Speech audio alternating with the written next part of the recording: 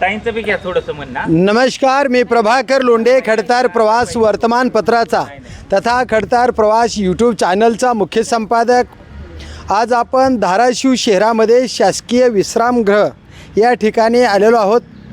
या ठिकाणी आरक्षण उपवर्गीकरण अ ब क ड हे कृती समितीचे काही कार्यकर्ते या ठिकाणी आलेले आहेत. या ठिकाणी सचिनजी बगाडे पूर्ण महाराष्ट्रभर आरक्षण कृती समिती म्हणून काम करत आहेत. नेमकं काय मत आहे त्यांचं ते आपण त्यांच्याकडून जाणून घेणार आहेत. आपल्यासोबत आहेत सचिनजी बगाडे सर. सर, खडतार प्रवास यूट्यूब चॅनलमध्ये आपलं स्वागत आहे. डॉक्टर बाबासाहेब आंबेडकरांनी 13% आरक्षण दिलं, 59 जातीला समान हिस्सा मिळावा ही भूमिका असताना तुम्ही आरक्षण वर्गीकरण कशा धर्तीनं करा असं तुम्ही म्हणत आहात. नेमकं चळवळ आपली काय करते? भारतीय संविधानाने आपल्या सर्वांना अनुसूचित जातीला असेल, अनुसूचित जमातीला असेल, जे आरक्षण दिलं तर ते आरक्षण एकत्रितरित्या सर्वांसाठीचं होतं. परंतु कालांतरानंतर आपण बघतो की महाराष्ट्र असेल किंवा देशभरात असेल की त्या कॅटेगरीतले जे सक्षम आहेत तर त्या सक्षम असणाऱ्या समूहांनी आरक्षणाचा सर्वाधिक लाभ घेत असलेला आपल्याला दिसतं.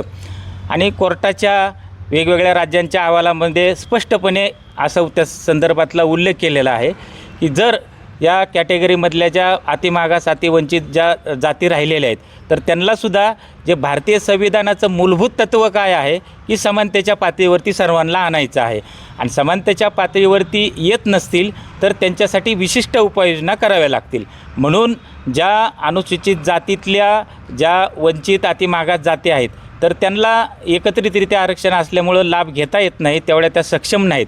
आणि मग जे ध्येय आहे की त्या सर्वांना सक्षम करायचं आहे, परंतु सक्षम करण्यासाठी ज्या विशिष्ट उपाययोजना कराव्या लागतील तर त्यासाठी सुप्रीम कोर्ट असेल, वेगवेगळ्या राज्यांचे अहवाल असतील, केंद्र सरकारने नेमलेले आयोग असतील, या सर्वांनी स्पष्टपणे सांगितलेलं आहे की अनुसूचित जातीच्या आरक्षणाचं जर वर्गीकरण केलं तर वर्गीकरण केल्यानंतर ज्या अतिमागास अतिवंचित ज्या जाती ज्या मागे राहिलेल्या आहेत, मागासलेल्या आहेत तर त्यांना खऱ्या अर्थाने न्याय मिळेल आणि त्यांना समानतेच्या पातळीवरती येण्यासाठी एक संधी प्राप्त होईल.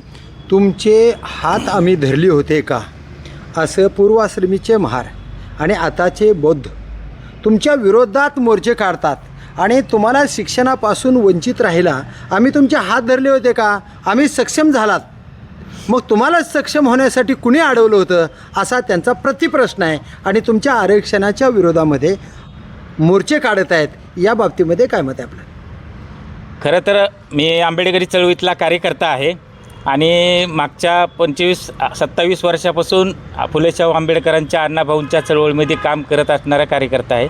आणि एकच मी अनेक वर्षापासून सातत्यानं असा प्रयत्न करत आलेलो आहे की वंचितांना, शोषितांना न्याय देणे, त्यांना सक्षम बनवणे म्हणजेच आंबेडकरवाद आहे. आंबेडकरवाद हा शोषितांच्या, कष्टकऱ्यांचा आवाज बुलंद करणारा आंबेडकरवाद आहे. आणि म्हणून मी सातत्यानं या महाराष्ट्रामध्ये वेगवेगळे प्रयत्न केलेले आहेत. ॲडव्होकेट बाळासाहेब आंबेडकरांना सोबत घेऊन पुणे आणि नाशिक या 2 जिल्ह्यामध्ये आरक्षण वर्गीकरणासाठी त्यांचा पाठिंबा घेतलेला आहे. आणि त्यानंतर त्यांनी त्यांच्या मुलाखतीमध्ये सुद्धा पाठिंबा व्यक्त केला होता. आज जर आपण पाहिलं तर अनुसूचित जातीतल्या बौद्ध जे लीडर आहेत तर त्यातल्या बऱ्यापैकी काही जणांचा तांत्रिक पातळीवरती विरोध आहे. आणि त्याच्यामध्ये जर आपण बघितलं तर वामन मेश्राम साहेब आहेत.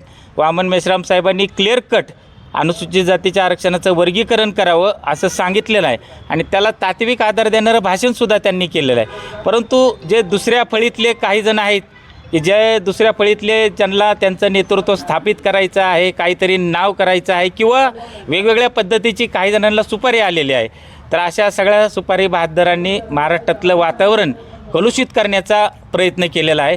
माझं काय म्हणणं आहे की एक चळवळीतला कार्यकर्ता म्हणून तुम्ही वर्गीकरण का नको हे त्याच्यावरती चर्चा घडवा, त्याच्यावरती आंदोलन मोर्चा करा. तुम्ही वर्गीकरण का पाहिजे ह्याच्यावरती चर्चा घडवा, मोर्चामध्ये घोषणा द्या. परंतु हे 2 मुद्दे बाजूला सारून आज जर आपण महाराष्ट्राचं सगळे मोर्चा पाहिले, वेगवेगळ्या चर्चासत्र पाहिले, लाईव्ह फेसबुकला लाईव्ह येणारे जर भाषणं पाहिली तर दुसऱ्या जातीचा द्वेष करणे, टिंगल टवाळी करणे याच्यावरती सगळं वातावरण कलुषित झालेलं आपल्याला दिसत आहे. म्हणून प्रकाशजी आंबेडकर जे आहेत, जेवढ्या ताकदीनं तुम्ही प्रकाशजी आंबेडकरसोबत काम केलेलं आहे, जवळजवळ 22 संघटना घेऊन त्यांच्या पक्षामध्ये तुम्ही गेलेले होतात.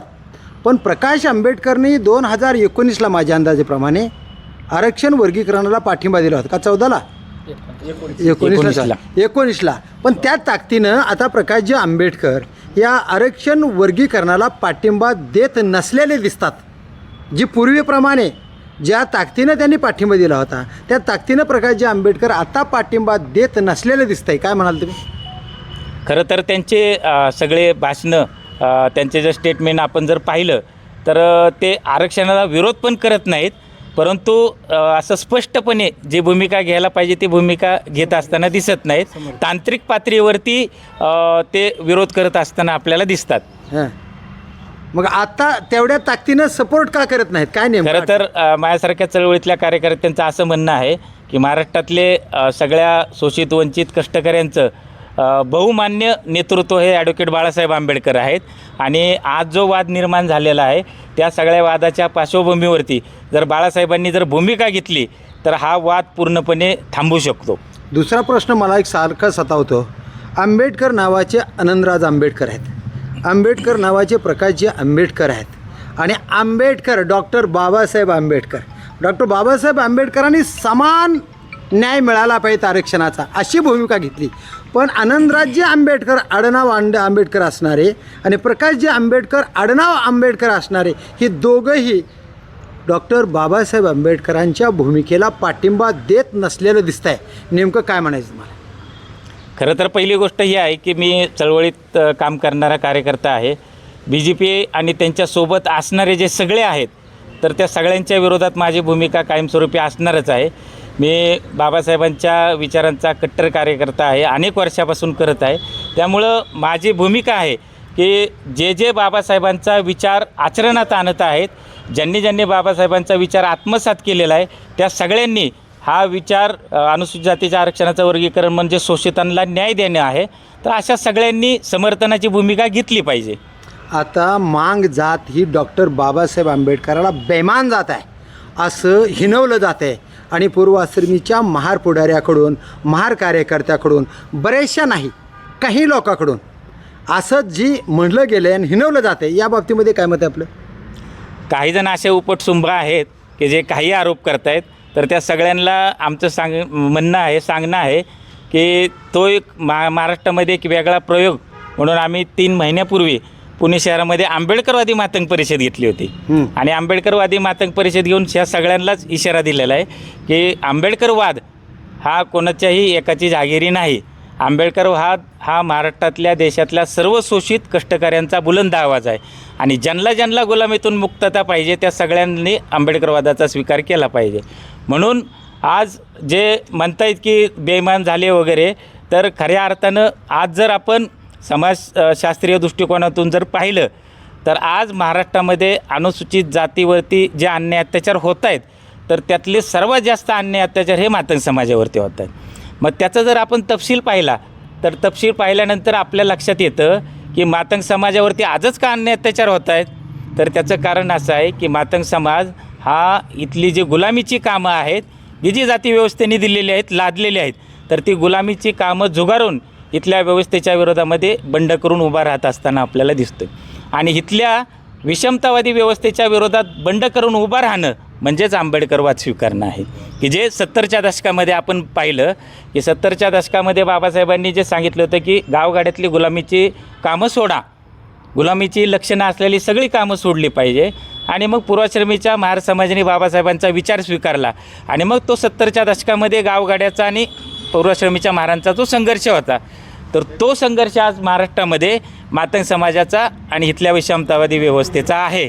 म्हणून माझ्यासारखा चळवळीतला कार्यकर्ता उलट म्हणतो की आज सर्वाधिक आंबेडकरवाद जर विचार त्यांच्या खांद्यावर घेऊन जर वाटचाल कोण करत असेल तर तो मातंग समाज करत आहे. मग आता जी महाराष्ट्रामध्ये आरक्षण मागत असणाऱ्या मातंग समाजाच्या विरोधामध्ये पूर्वाश्रमीचे महाराचे काही लीडर मोर्चे काढतात आणि महामानवाचे सुद्धा एकमेकाकडून अपमान होतात. मग महार समाजामधील काही अज्ञान लोक, मांग समाजातले काही अज्ञान लोक महामानवाचा सुद्धा अपमान करायला, याच्यातून दुयी निर्माण व्हायली आणि आरक्षणाच्या विरोधामध्ये पूर्वाश्रमीचे महार आणि आजचे बौद्ध सुद्धा मोर्चे काढतायत. याच्याबद्दल तुम्हाला काय वाटते आणि काय करावं वाटते तुम्हाला? खरं तर हे सगळं जे सुरू झालेलं आहे की अनंत बदर समितीच्या निमित्तानं महाराष्ट्रामध्ये सुरू झालं आणि आंबेडकरी चळवळीमध्ये काम करत असताना माझ्यासारखा जो कार्यकर्ता आहे तो सातत्यानं ह्यासाठी संवाद साधत आहे, प्रयत्नशील आहे की खरं तर आंबेडकरी चळवळीसुद्धा ह्या प्रक्रियेला पाठिंबा दिला पाहिजे. आणि पाठिंबा यासाठी दिलं पाहिजे की शोषित वंचित कष्टकऱ्यांना न्याय मिळणे म्हणजेच आंबेडकरवाद आहे. आणि जर त्यांना न्याय मिळत असेल तर ह्याच्यामध्ये चुकीचं काय आहे? फक्त तुम्ही असं म्हणू शकता की ते प्रोसिजरने व्हावं, तर आमचंसुद्धा म्हणणं आहे की ते प्रोसिजरने जे आहे ते प्रोसिजरने व्हावं. परंतु महाराष्ट्रामध्ये जो एक वाद चालू झालेला आहे तर त्या सगळ्या वादाच्या पार्श्वभूमीवरती आमच्यासारख्या चळवळीतल्या कार्यकर्त्यांना वेदनासुद्धा होत आहेत. आणि म्हणून एका बाजूला आम्ही आरक्षणाचं वर्गीकरण प्रक्रियेतून व्हावं ही मागणी घेऊन मांडणी करत असताना दुसऱ्या बाजूला आम्ही जो प्रयोग करत आहे की म्हणजे मगाशीच मी उल्लेख केला की आंबेडकरवादी मातंग परिषद घेतली, तर मागच्या 10 दिवसापूर्वी आम्ही पुणे शहरामध्ये सलोखा परिषदसुद्धा घेतली. म्हणजे आम्ही विचारांच्या पातळीवर आम्हीसुद्धा आहोत ना सक्षम. आम्ही सलोखा परिषद घेतली आणि त्या सलोखा परिषदेला बौद्ध समाजातील काही लीडर, मातंग समाजातील काही लीडर, तर ह्यांचा संवाद झाला पाहिजे, ह्यांच्यामध्ये सुसंवाद घडला पाहिजे आणि ही संवादातून पुढे जाणारी प्रक्रिया आहे. म्हणून आम्ही पुढाकार घेऊन सलोखा परिषद घेतली आणि त्या सलोखा परिषदेचा एक चांगला परिणाम मला महाराष्ट्रामध्ये दिसत आहे. मी ज्या ज्या ठिकाणी जातो जिल्ह्यात त्या ठिकाणी मी फक्त मातंग समाजाच्या लीडरची भेट घेत नाही, तर मी त्या जिल्ह्यामध्ये बौद्ध लीडर जे असतील तर त्या बौद्ध लीडरचीसुद्धा भेट घेतो आणि त्यांनासुद्धा सांगतो की बाबा आपल्यातली ही जी एकजूट आहे ती एकजूट नाही तुटली पाहिजे. म्हणून काही ठिकाणी तर मला असे आढळले काही जण की बाबा जर आरक्षण मातंग समाज मागत आहे तर त्याला जर 2-3% मिळत आहे तर दुसरीकडं कुठं जातं आहे? हे आपलाच बांधव आहे ना, त्याला मिळत असेल तर तुम्ही का विरोध करताय? तर ह्या पातळीवरचे सुद्धा काही जण आहेत. परंतु दुसऱ्या आणि तिसऱ्या फळीतले जे कार्यकर्ते आहेत की त्या दुसऱ्या तिसऱ्या फळीतल्या कार्यकर्त्यांचं खऱ्या अर्थानं आंबेडकरवाद त्यांच्यापर्यंत पोचणं गरजेचं आहे. तर हे आहेत आंबेडकरवादी चळवळीतले सातत्याने 40-45 वर्षे सातत्यानं लहानपणापासून आंबेडकरवादी चळवळीचं काम केलेलं नेतृत्व आहे. सचिनजी बगाडे आहेत. हे सलोखा परिषदा घेतल्या, या 2 समाजामध्ये दुही निर्माण नाही झाली पाहिजेत असा विचार डॉक्टर बाबासाहेब आंबेडकरांचा या समाजापर्यंत पोचला पाहिजे. आणि न्यायिक प्रक्रिया आहे. जर आरक्षण आम्ही मागत असाल तर तुम्ही थोरला भाऊ म्हणून हे आरक्षणाची प्रक्रिया झाली तर काय वाईट आहे असे म्हणणारे सुद्धा कार्यकर्ते यांना भेटलेत असं ते म्हणतात. आणि भावी काळामध्ये हे सलोख्याचा प्रश्न, न्यायाचा प्रश्न सरकारच्या माध्यमातून सुरळीत मिटावा अशीच त्यांची भूमिका आहे.